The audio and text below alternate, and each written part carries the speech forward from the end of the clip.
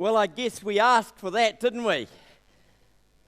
I'm just sitting there thinking, week after week we have these guys do this amazing stuff on our stage, and you can get from this gentle dance and song to this really violent stuff that we had this morning. Let's give them a great big hand.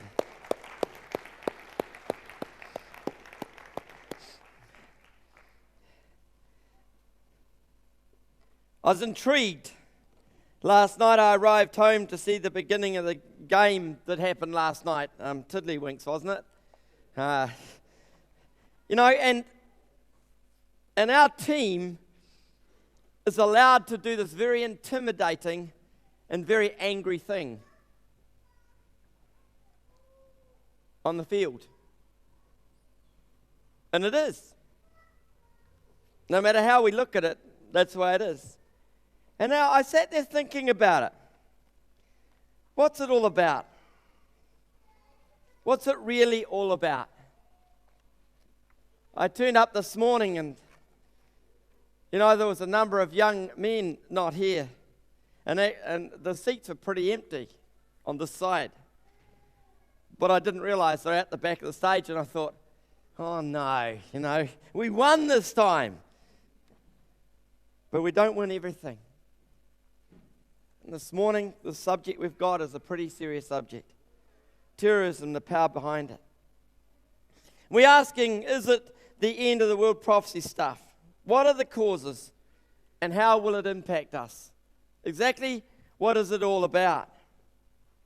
And I want to go back to some statements that have been made recently in history that talk about this whole terrorism thing, because there's been lots said.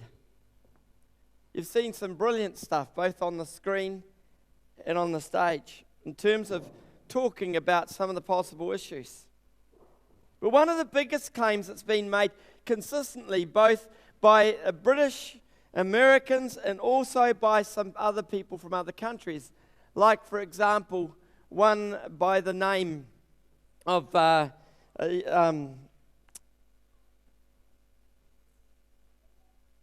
I can't think of his name. Egypt's Minister for Religious Affairs. There he is here. Mahmoud charged that some Western countries do not understand the underlying problems that foster terrorism. The so-called struggle against terrorism led by Western governments, he said, ignores the basic roots of terrorism: subjection and poverty. Subjection and poverty. He goes on to say, some Western countries appear to believe that Muslim countries are in a barbaric condition and that democracy needs to be spread in order to civilize them. He said any program of this sort will be resisted. And so often we see caricatures of the nature of this one here. The minaret with the gun shooting from it. We see images that are graphically presented by the Western media. And let's be clear, there are agendas behind most media presentations. It's intriguing to watch, if you have bothered to do so, to watch the BBC, to watch the American versions of the news as well, and to watch the New Zealand versions, and see how different they are. And the only explanation for the differences are the agendas behind what that particular broadcaster wants you to hear and see. The differences can be absolutely humongously huge at times. And in fact, so much so, there's been odd occasion when I've been watching and I've flicked back and thought about it and flicked back to what was said earlier in our own news and trying to nut it out and thinking, is this actually the same story even sometimes? But in the Western world on terrorism, there's been a pretty strongly unified voice. So I want to ask the question, what is terrorism really about? Because I don't believe that subjection and poverty are the things, and I'll give you a reason why shortly. See, if we look at what terrorism is really about, we start to look through history. the British colonialism. You know, the Britons, the Brits, I'm married to a Brit. Via rape, murder, and enslaving of people, they committed acts of terrorism. There's no two ways about it. We can't ignore it. We can't pretend it didn't happen. And some of our ancestors were part of it. And they were definitely acts of terrorism. Invading, attacking, and killing people who were totally unprovoked just because they wanted something. Hitler, we all know, he killed his millions. And you get people in the Western world who feel real angry at Hitler, but you need to understand that the situation wasn't as clear as it may have appeared to be in the minds of the German people. They felt oppressed because Hitler had them convinced that they were. They felt as if they were missing things. And so he said, I'll give you bread, and then wasn't able to keep his promises. It's one of the things that happened. What about Stalin, who killed in one particular foul swoop 30,000 Polish officers and thousands of other people, including, listen to this carefully, their own people. Anybody who had any intellectual prowess. The same thing happened in China. They were wiped out. And we could say that was a war. It wasn't a war. Not in the normal sense. Because they even killed their own. There were other agendas going on here. The Khmer Rouge. Horrible stories. And some of our people who are part of this community here in this church were affected by the Khmer Rouge and needed to escape from their homeland. The horrible things still going on there. Terrorists, rape, murder. But then here's another one that we might like to think about. The CIA admitted a few years ago of their involvement in clandestine terrorism work. They admitted to what they had been doing. And for years and years and years, they have provoked war and they have invested in war on behalf of the American government. And they're not the only ones doing it. They just have been honest enough to admit to it. Partly because they were snapped at points. But there was terrorism going on there. Little groups of covert operations trying to stir up trouble between two groups of people and countries. That's terrorism. Different short form to the one that we recognize so easily, but it's there.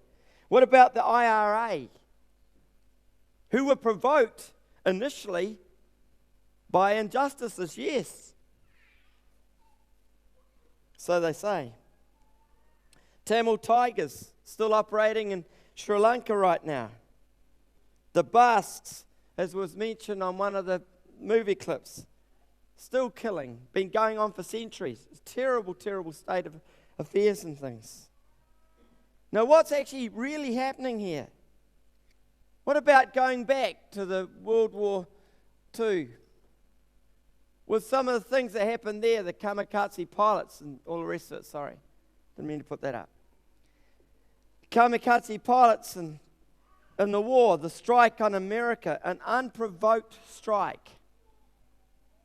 And we just call it war. I would like to suggest there's a lot more going on here. But the thing we seem to be preoccupied with in the West is this Islamic terrorism. I want to make a statement today that I think is one that we can agree with Dr. Michael Radu. He's a well-known man on these subjects. He said, Islamic terrorism, just as its Marxist or secessionist version in the West and Latin America is a matter of power and who has it and how to get it, not of poverty. And I think he's right. You can talk about the oil and the arms races. You can talk about all those things. But really, if you get down to it, they're excuses, they're not reasons. It's all about somebody wanting to be in power and control. Let's have a look at the facts for a moment. You know, if we have a look at the whole deal, we will see really clearly that Although Al-Qaeda has declared war against the West, most of the people now dying are who? It's interesting. Most of them are Muslims. And the people who are doing it are Muslims predominantly. That's the reality. So it's not just about the West, as Osama bin Laden and others have claimed. See, even leaving aside multimillionaire Osama bin Laden, the backgrounds of the September 11 killers indicates that they were, without exception, people of privilege. All were either affluent Saudis and Egyptian citizens of the wealthy Gulf statelets, or rich sons of Lebanon, trained in and familiar with the ways of the West, not exactly the victims of poverty in Muslim dictatorships. One needs to think about that seriously. So poverty in their case is definitely not the cause. They are not poor people. In fact, if you notice some of the reports from Britain, and Pauline and myself had the experience the days the bombs went off around London. We were meant to be that morning catching the train, and we'd all slept in. We were meant to be travelling through King's Cross Station. And Sylvia, Pauline's best friend from when she was a little girl, got up out of bed sleepily and turned the television on, and it was all across the news. And we were there in England. And I know how shocking and horrible it must have looked to you, but you can imagine being and moving amongst a group of people that don't know that they're not going to be the next target in the next minute. The British are resilient. They're a strange people. I know, I married one. The next day, they were all on the trains again. The British are amazingly resilient. Yes, there were people looking around, and on the trains, we were all looking. If somebody looked like they might be from certain countries, you noticed that there was sort of movement down the carriage. Very discreet, but it was there. See, one of the most amazing nations is this little small nation of Britain that has been attacked and attacked and attacked. Yes, they've done wrong too, but it's no different. These people just rose above it. Facing terrorism at that level is pretty intimate. I have a joke with Pauline that she ought to stay away from England, because when we first, just before we got married, when, it was 34 years ago, before we got married, she went to England, and that's when the IRA bombed England when she was there. So she comes with me to England a couple of years ago, and guess what? England gets bombed again. So her best bet stay in New Zealand, I think. In fact, if we look at this whole picture here, the poverty view falls apart when you look at the fact that many poor Egyptians, Moroccans, and Palestinians may support terrorists, although that has shifted. In recent weeks, the surveys are showing that most Muslims, average Muslims, are opposed to terrorist action. Yes, they cheered when America got hit. Yes, they cheered when England got hit. But they're no longer cheering, because their people are being killed too. Lots of them. But they do not and cannot provide them with recruits. In fact, Al-Qaeda has no use for illiterate peasants. They cannot participate in World Trade Center-like attacks, unable as they are to make themselves inconspicuous in the West, and lacking the education and training terrorist operatives need. You see, terrorism isn't about the poverty. It isn't about the poor. It really is much more than that. Some years ago, some of you have heard plenty of times on the news about Homeland Security in America. Homeland Security asked for some research to be done on the history of terrorism. And they did something very, very interesting. This document was very difficult for me to find. I knew about its existence because of a report I'd read. I spent about 2.5 hours finding it. If you'd like to look at it, it's called The Timeline of Terrorism. an interesting thing happens. A very interesting thing happens. They don't talk about the Islamic thing directly or anything at the beginning. They go right back in history to something that's quite interesting. In terms of looking at the history of terrorism, they looked at one thing. In 1700 BCs, when Ishmael was born to Abraham, as was described in the video with the woman speaking, Ishmael was the daughter of, the son, of Abraham via his Egyptian maid Hagar, with his wife's support. Because his wife, Sarah, was getting very, very old, and she had been given a promise that she was going to have a son, and she didn't trust God to follow through. Now, I can understand why she wasn't feeling too trusting. How many people know how old she was? Huh? 99, 80, 90. Yeah, that's right. You see, the fact of the matter is that she was past her prime. I mean, most of you, if you hadn't had a child by the time you're 50, you'd probably be starting to worry. She at least held off until she was close to 100 before she started to think, maybe God's promise isn't true. And I can fully sympathize with her. If I had been Abraham and Pauline had been Sarah and we'd been promised a son, and she was knocking on and I was knocking on that many years, I might have had some questions about the viability of my wife having children at that age. I think if you lived that long, it would be a miracle, sister. Some of you would be worried. But the interesting thing is this homeland security thing. This is 1800s and the 1700s before Christ, BC. And that age before history was known as we know it. And so it goes down, and I want to just show you. I'm not going to go through it, but here are the pages upon pages, and these are just short little wee notations about each thing that happened. So there's 1, 2, I never thought to count this, I should have counted, 3, 4, 5, 6, 7, 8, 9, 10, 11, 12, 13, 14, 15, 15 pages of very short, one sentence annotations of terrorism through history. And it all goes back to there according to their report. And they're right.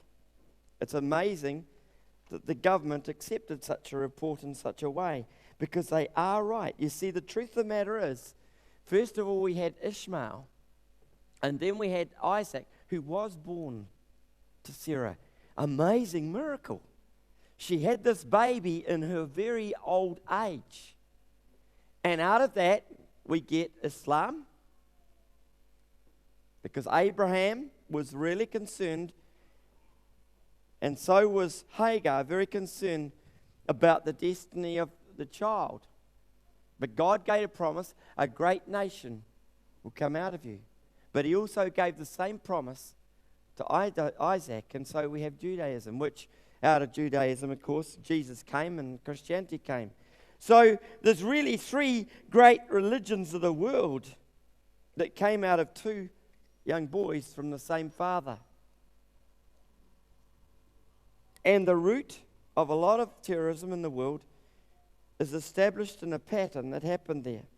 So I want to look at how terrorism develops, because it's kind of a different thing to what we might see. You see, according to one of the great experts on this whole subject, 2 types of terrorism, criminality occur. There's one is a personal one, and then there's a state-organized one. The 2 popular views on rising criminality, and people say it's the environment people live in, and so a lot of British Muslims who've been involved in this whole thing, one of the things I've said, we are living in an oppressed land. We're not able to express ourselves. We don't have freedom of our religion. Freedom of our religion means we should be living under Sharia law instead of living under British law. And so we want to get rid of Islam. The British Christianity. And then there's the genetic side, where it's my parents' fault, because I had genes that came from my parents. But the trouble is, none of those views are actually really, really right, according to some of the real experts. People who are just little commentators on it think it's true. But there's been a lot of research done. Neither of these views are right.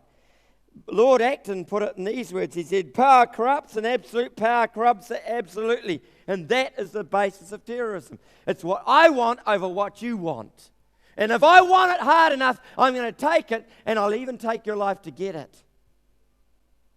And that's what Lord Acton and some of the others who did a lot of work on this whole deal talk about. I'm not sure whether I've spelt the name right there, because I picked this up off an audio, this little piece of information off an audio tape. But Hosanna and Samanoff, who were psychiatry researchers, who put a paper out on not guilty by reason of insanity study. But these people were actually proven guilty. They couldn't get away with the insanity clause. And they said these things about the situation with these people who were involved in horrific killings, and even some of them were involved in terrorist-type activities. They said this: after lots of research, bad economic and social conditions are not the deciding factor for criminality of any kind, whether it's terrorism or whatever. The deciding point are wrong methods of thought since they were children. It's an interesting one. They had never been trained to knowingly put out a bad thought and take on good ones. And I want to say that some of you in your families, some of you as parents, actually don't even know that you're doing this. Because some children grow up bad and we say, why did they do it? The parents were so good. But the researchers are saying the parents didn't correct enough, didn't actually teach their children the right methods of thought, didn't teach them how to evolve their thinking from bad thought into making good thoughts and good decisions. Because right from when the child was very little, they never addressed issues. They spoilt them or treated them with irresponsible actions. If they didn't spoil them, they just took no notice of them. And so they became bad boys or bad girls. Mostly, unfortunately, bad boys. We guys get bad press on this deal.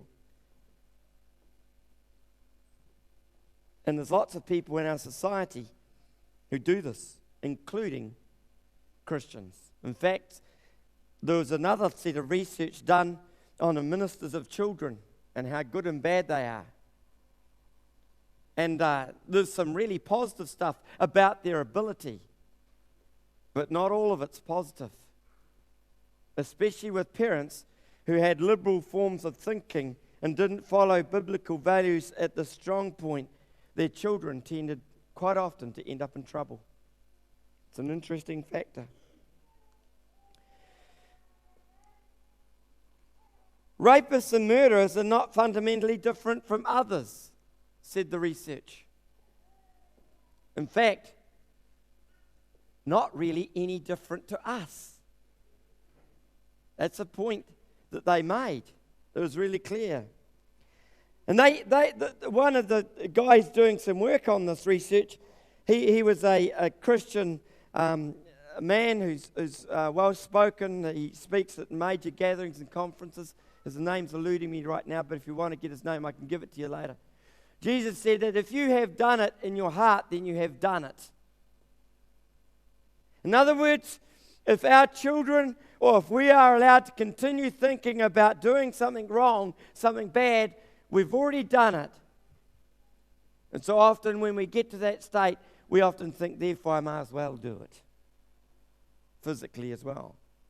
So that's why you end up with broken marriages and things, because people are thinking things in their heart and don't stop it. They don't retrain their thinking and choose to think differently. and then wonder why life ends up being a bit of a disaster. You see, environment creates a person, but your environment doesn't create the problem. Environment that our parents or those that are looking after us create the problems. Hitler understood this very well. He got a whole lot of young men that he tried to retrain. And some of it was pretty horrible in the story. And if we're going to look at this whole terrorism issue, we also need to understand another issue, and I want to take quite a different direction right now. Morality is not shared worldwide. We assume it is. Margaret Thatcher, the British Prime Minister 25 years ago, said this: "We in the West make a mistake when we transpose our morality on those who don't share it." For example, just a simple example. In a Christian world, to tell a lie, no matter what the circumstances, is sin. It's wrong. It's wrong to do. Everybody knows that that's the truth. However, in an Islamic world, to tell a lie under circumstances is God-honoring. That's something we just do not understand. Betrayal is considered one of the ultimate forms of glory in God's eyes in some cultures. And we need to understand that we think betrayal is bad just because we think it's a common human experience. It isn't. I always remember when I was younger hearing a missionary story about this tribe in Indonesia. They used to pride itself in deceiving people, and they used to welcome you to their tribe. And you'd be welcome to the tribe, and they'd feed you up. And it also happened in Zaire, what was called the Congo. They'd feed you up, they'd give you a great meal, and tell you how great a person you were, and put poison in the food. Betrayal was considered to them one of the ultimate edges of excitement in life, is to fool a person so absolutely into thinking that they had their approval, only to discover they were dead meat. We need to understand that terrorists do not share and cannot be made to share our morality, said Margaret Thatcher. Terrorists do not share and cannot be made to share our morality. We cannot force it. You can put them in Guantanamo Bay, you can do whatever you like, you can try reprogramming people, but if they choose not to, you cannot force a person to follow it. Our morality in the Western world is based on a mix of Christian and liberal worldviews, and hence we have a problem.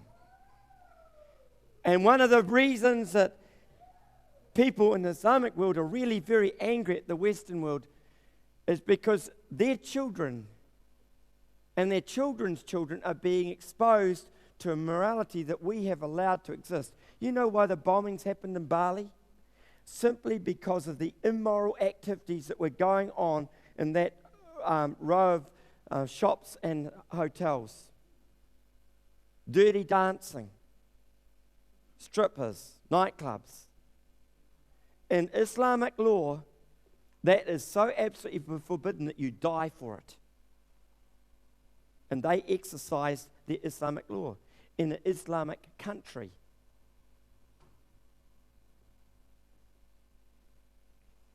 We need to understand that our morality is very different. And unfortunately, and I want to make this comment, we Christians have often been far, far too reticent to actually challenge the immoral stuff that happens in our lands. We have been weak and pitiful at times. And we need to own it, and we need to change it. Because the liberal worldviews have crept into the church, so much so that you can do and say things that would be horribly unacceptable if Jesus was standing right beside you in this land. And if you don't know Jesus Christ yet, I'm sure you could imagine if he was here, some of the things we all do. You know, sneaking a little look at something we shouldn't be looking at. Dwelling on something we shouldn't be dwelling on. Some people searching the internet in ways that we shouldn't. Simon, one of our guys in the church here, is very good at blocking the internet. And we had a seeker service on sex a while ago. And without thinking, I typed in sex. And there was a big warning, block, block, block, you can't go through this. And I thought, oh yeah, that's right. I never thought about that possibility. I was totally naive that day. I don't know what hit me. But too many computers aren't blocked. Too many people do things they shouldn't be doing, look at things they shouldn't be looking at, dwell on things they shouldn't be dwelling on. And we don't do enough about it. So I want us to think about that, because we need to be aware that we don't just turn around and judge those people in a negative sense, because they are following their moral law. They are following what they really believe to be true, and they are concerned about morality. And we say, but how can you go and kill thousands of innocent people? They say they're not innocent. They are immoral. So we kill them. We do that with our own people and our own land for doing immoral things. And because we believe that the world should be under our law, then let's force it to happen. Because then maybe morality will come about. Because it won't. It never does happen that way. And war, as one of the video clips showed earlier, war never ever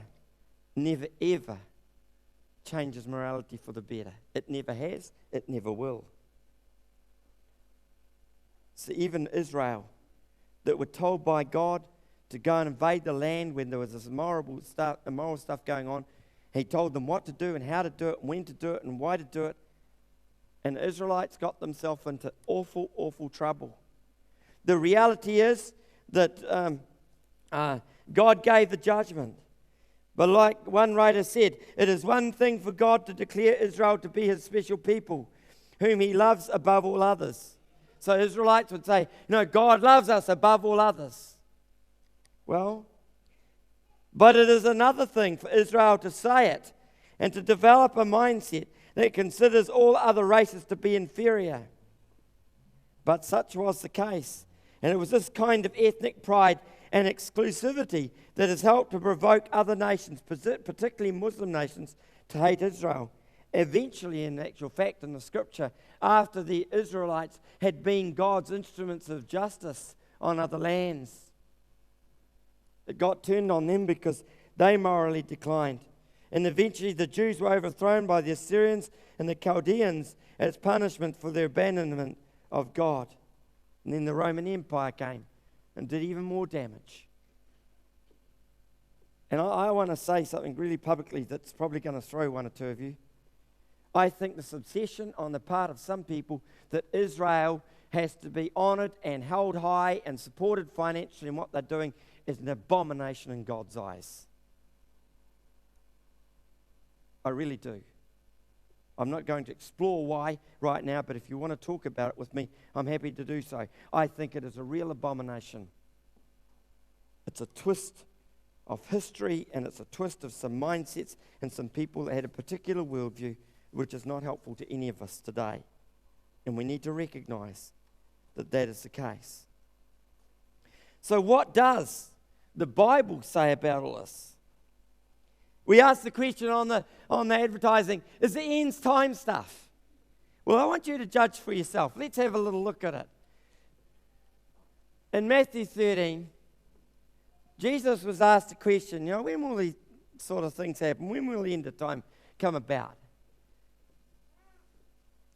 What will be the sign? And Jesus said, then watch out that no one deceives you. That's the first thing. Watch out. Second thing he says, many will come in my name claiming I am he and will deceive many.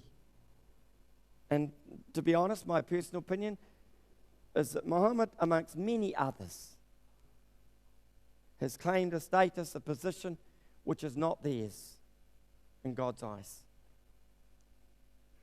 When you hear of wars and rumors of wars, he says, do not be alarmed.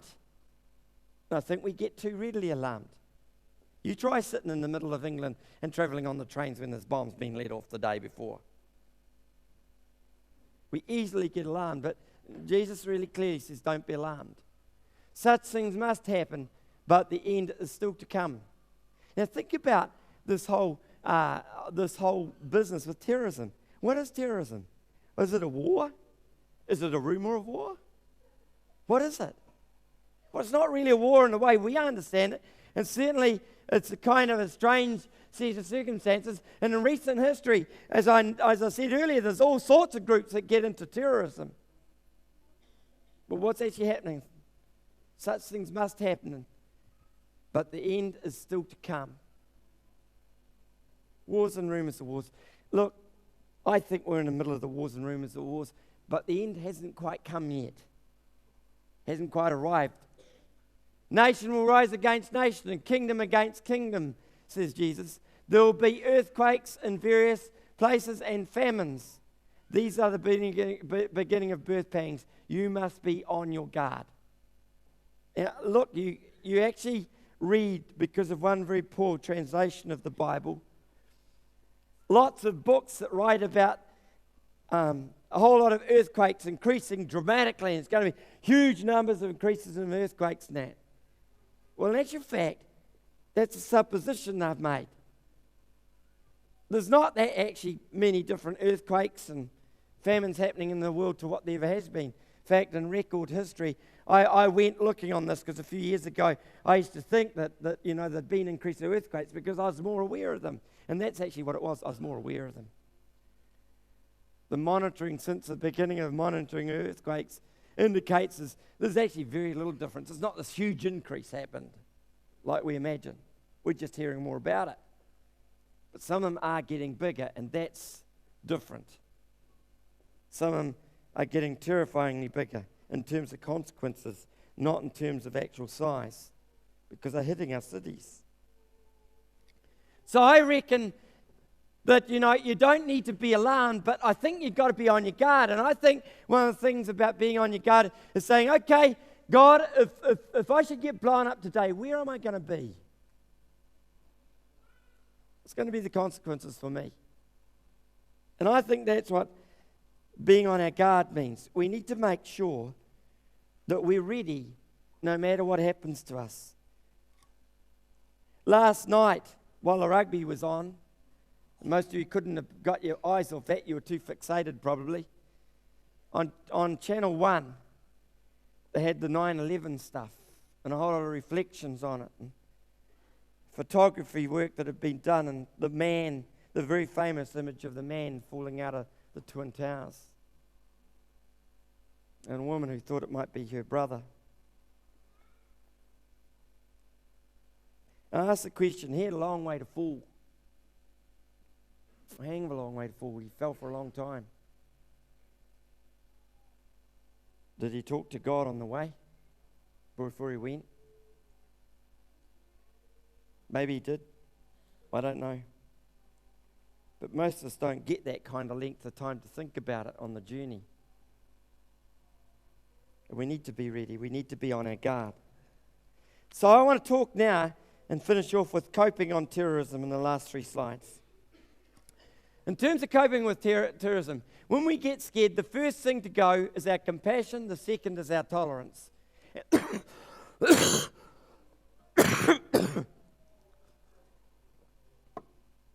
I don't know about you, but when I watched what had happened, I was angry. I was really angry. I felt like I wanted to go out and get everybody that wanted to do this kind of terrorist acts. I wanted to go and catch them all somehow miraculously and put them in a cage and see how they feel like to have the same thing happen to them. Now, some of you probably don't get to those heights of anger, and you might be more holy than me. I don't know. But compassion and tolerance do fly out the door very easily, and I think we need to be careful about that. I think it's not healthy, because it'll cause us to react very differently around people in the street. There are some people here who are Muslims who live in our area who really are opposed to the war, and they don't like it. There are some that support it, and 2 of them came and visited me for some time hoping to convert me as the pastor of this church. And I said, why would you want to do that? And they said, because if you got converted, your whole congregation would follow you. And I said, you know, even if I was silly enough to, the people in our congregation are not that stupid. You know, that's why I told them to their faces. These guys started dressing in Taliban gear. Bok knew one of them at school years ago. Nice guy, he said. He's aggressive and very, very anti the West right now. And I'm talking really aggressive, seriously aggressive, to the point where my safety was a concern. I kept meeting with him for a while. So our compassion and our tolerance drops, and we need to be careful because it creates a bigger problem. The Proverbs in the Bible, the book of Proverbs has all these proverbs, amazing book to read if you want to get some insight into life. Bloodthirsty men hate a man of integrity and seek to kill the upright. A fool gives full vent to his anger, but a wise man keeps himself under control. We don't need to let our compassion, our tolerance go.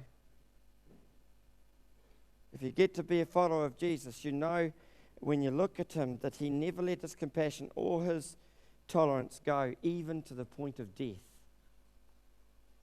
It's an amazing story, an amazing truth about one who really allowed his compassion for us and his tolerance of our sinfulness to die for us. So how can we respond? There are 2 feelings that we face: love and fear. There are only 2 languages, love and fear. There are only 2 activities, love and fear. There are only 2 motives, 2 procedures, 2 frameworks, 2 results, love and fear. Love and fear, said Michael Lunick. Michael Lunick, I don't know whether you're familiar with him, but he's a cartoonist, an Australian, who has also done these books and prayers to God and all sorts of things. A strange set of stuff he does at times. But I think he's kind of right. Love and fear. And what is the thing that's going to predominate and change this world? Well, fear's not going to. Fear puts us under the control of those who would want to oppress us. And we don't need to live with it. If we love God and we love our neighbor powerfully enough, and we love ourselves powerfully enough, then we're not going to be controlled by the circumstances around us. We're going to live a different life, and we're going to make a difference. And this terrorism will be struck a terribly deep blow if we can live like that. So I want to finish in terms of how can we respond. We can be like the disciples when they're in the boat and the storm had cut up real bad, and it was rough as, and Jesus comes walking across the water, and they were terrified because they thought he was a ghost, because people don't walk across water, only ghosts do.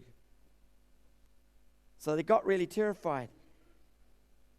And Jesus had this amazing thing he did. He said, "Take heart, it is I, do not be afraid." And I reckon for all of us here, we have the opportunity to do that. Because if we really go for God's security, we're not going to be worried about things.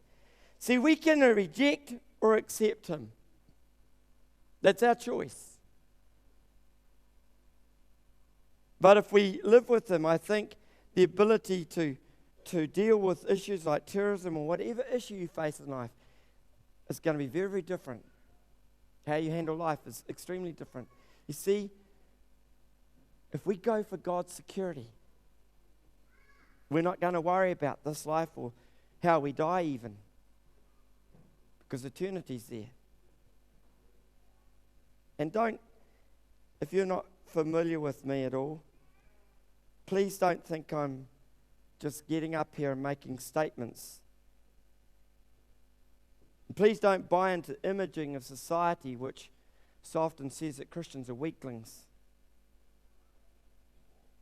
When I was a young man in the railways, I became a Christian during my apprenticeship. And the guys used to say Christians are weaklings.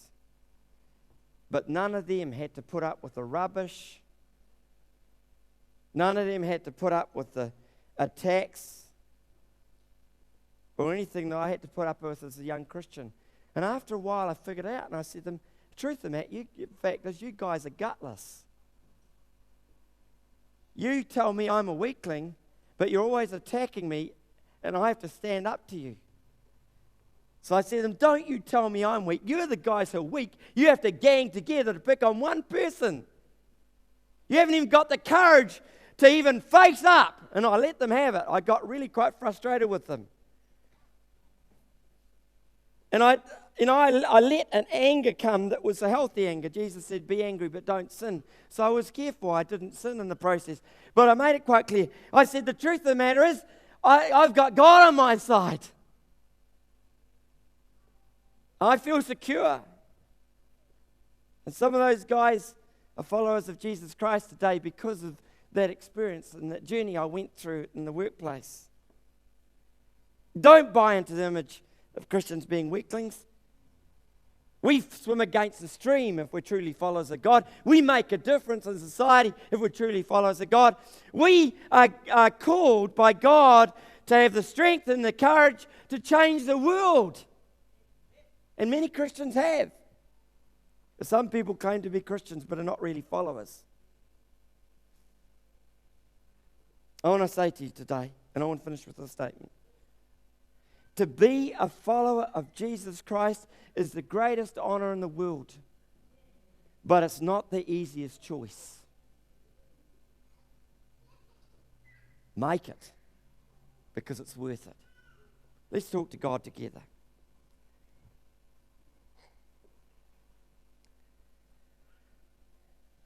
If you want to join us, then please feel free to do so. Don't feel you have to. At the end of my prayer, I'm going to say the prayer that we share together. I'm going to say, and all the people said, and you can say amen or yes, I agree. If you don't, you can say no. Between you and God, it's not my issue. Let's talk to Him. Lord God, we are right here, right now because of you. And we want to come to you today and say, for some of us, the terrorism stuff's at times been a bit scary. Some of us, we've lost our compassion, our tolerance. We've been angry.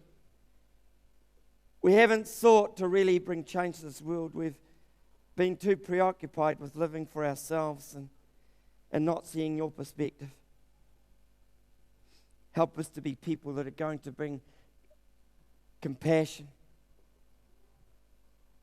to bring your love. And God, we know we need to know you first properly. So God, today, some of us here want a covenant from this day onwards to get you to know better than we ever have. Some of us to get to know you really properly for the first time. So we'd ask you to help us on the journey. God, in our hearts sometimes we lack the courage. But you tell us that you'll even give us that. Sometimes we have lots of the wrong kind of courage, and so teach us and train us to be your disciples, to do things your way. Lord, we're so sorry when we've messed up. We've done wrong in your eyes, and sometimes we haven't even recognized it. We'd ask for your forgiveness for that and invite you to be in us and lead us in a way we've never known before. In Jesus' mighty name. And all the people said? Amen. And all the people said? Amen. Hey, let's give a great big huge awesome hand to the team that did all the work here. Our technical team, our lighting, sound, our stage management, our camera people. The Lord bless you. Have a good day. There is a cafe, Hosanna, out through those double doors. There's coffee and all the rest of it there for you. Go and join them. Lord bless you.